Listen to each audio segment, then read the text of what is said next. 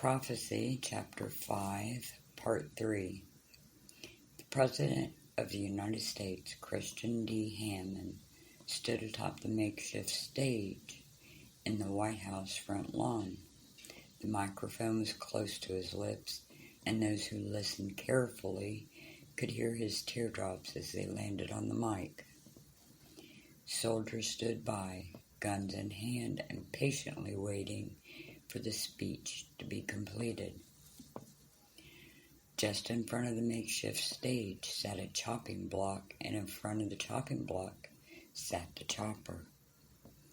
Christian could only guess that those who refused the mark of the beast would be shoved to their knees in front of the chopping block, and their heads would be forced to lay on it, and the chopper would be dropped to emancipate their heads from the rest of their body.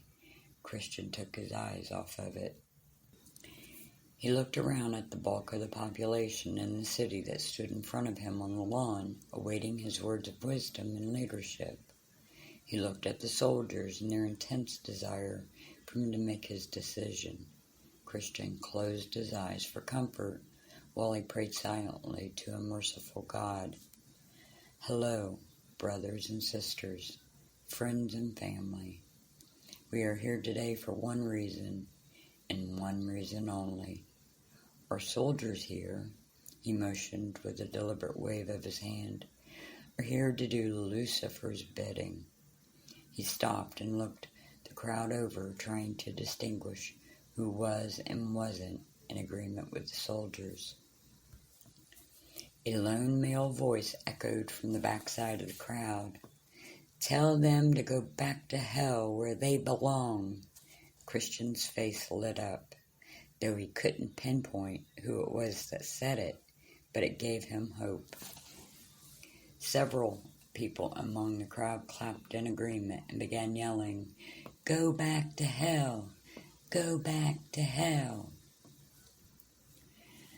Others who did not participate in the yelling pointed in the direction of those that were.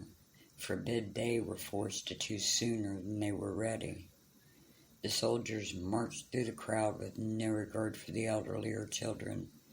Their aim was to bring those yelling profanities to justice. Christian began yelling along with those in the crowd with courage.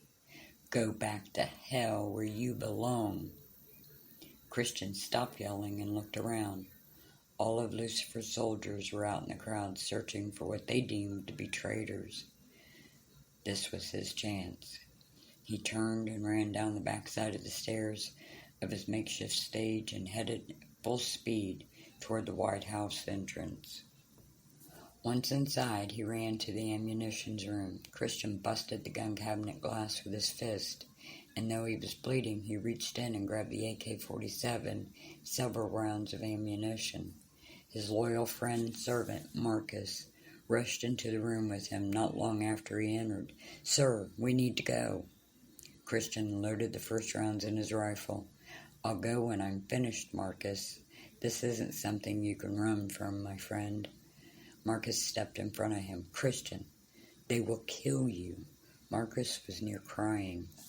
Christian looked at him lovingly and patted his shoulder gently. Marcus, brother, they will kill us both.